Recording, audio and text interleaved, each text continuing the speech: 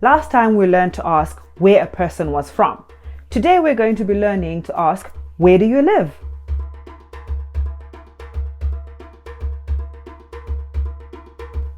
Pachipamwe, where do you live? Unogara kupi. Kugara means to live as well as to sit. So you're going to have to use the context to figure out what is a person asking me.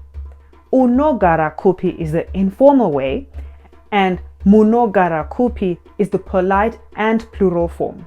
How do you answer unogara kupi or munogara kupi? You answer it by saying Ndinogara and then the place name. Ndinogara ku Harare. I live in Harare. Ndinogara ku Queensdale. I live in the suburb Queensdale. Ndinogara kwa Chipinge. I live in Chipinge. Ndinogara ku South Africa. I live in South Africa.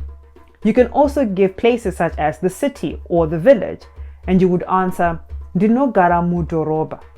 I live in the city. Ndinogara ku musha.